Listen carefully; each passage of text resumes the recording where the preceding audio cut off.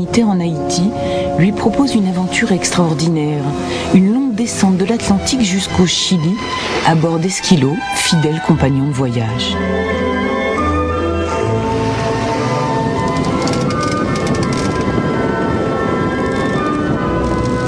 Après les 40e rugissants, mère et fille découvrent la Patagonie, à 14 ans, Kim est capornière.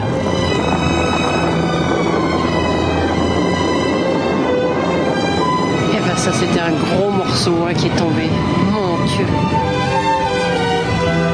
En été, le grand danger, c'est le dégel des glaciers.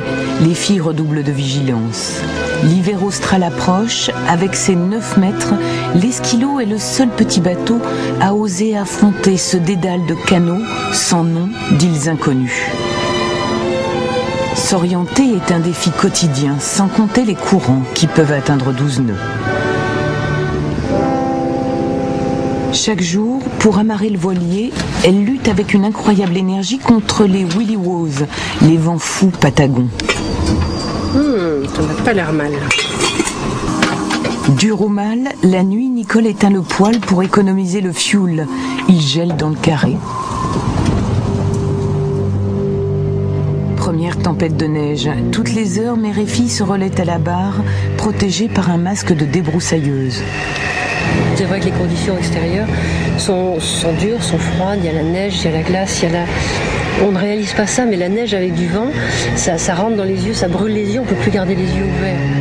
Quand on est dehors, il fait froid, on se fait mouiller, on n'en peut plus et on a envie de rentrer. Là, c'est vrai que on fatigue un peu.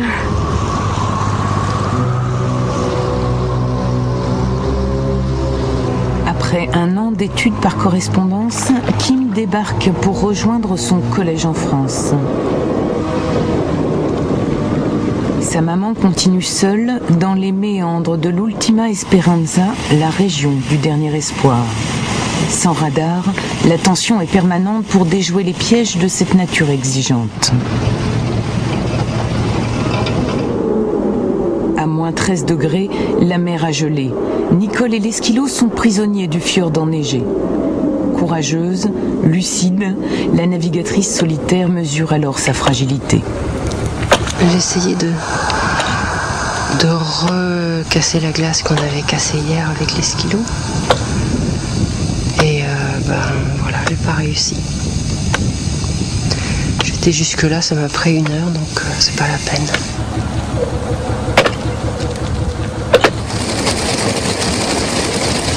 Après 3 semaines d'efforts, grâce à l'aide de la marine chilienne, Nicole et son voilier retrouvent enfin l'eau libre.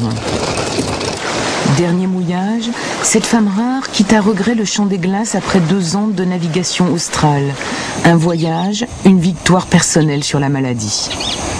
Ça affaiblit peut-être un tout petit peu physiquement, mais ça donne en même temps une pêche énorme, parce que quand on sort des traitements qui sont quand même très lourds, on est tellement content, c'est comme une deuxième vie. Parce que le cancer, c'est rien, ce sont les traitements qui sont cannibales. Une fois qu'on sort de ça, on a vraiment une énergie, on renverserait le monde. Nicole retrouve son port d'attache. Ses enfants, ses amis venus l'accueillir sont tous bluffés par sa ténacité. C'est ces 2 facettes de sa personnalité, sa douceur, elle est d'une douceur incroyable, et à côté sa pêche, son énergie, sa capacité à rebondir et à bouffer la vie, quoi. Elle est gourmande, elle est impressionnante, ouais. Et toujours tout en douceur, avec un petit sourire, et toujours de bonne humeur. Sacrée votre femme.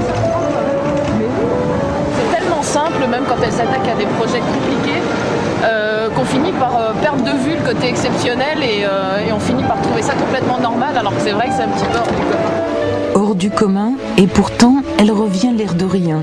Discrète, modeste, en mer comme à terre. Quelques mois d'escale, le temps de retrouver les siens, de préparer une autre expédition intense.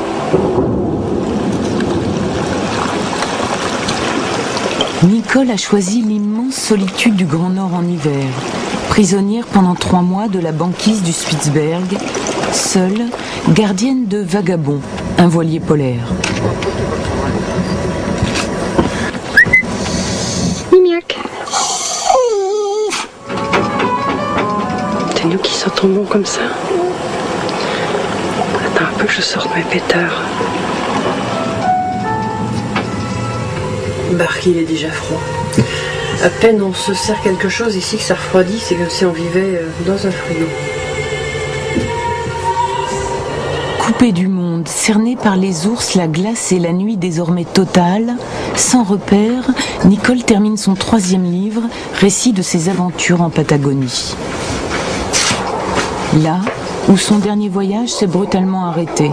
Il lui restait pourtant tant de rêves à réaliser. Elle nous laisse ses images, ses livres et surtout un art simple et merveilleux de vivre et de naviguer.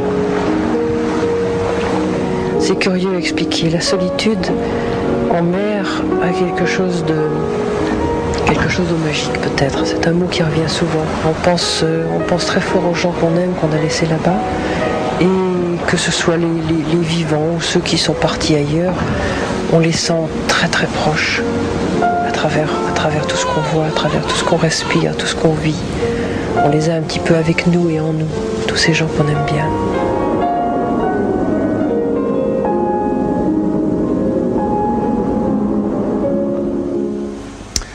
Une belle manière de naviguer et une jolie leçon de vie. Merci Nicole.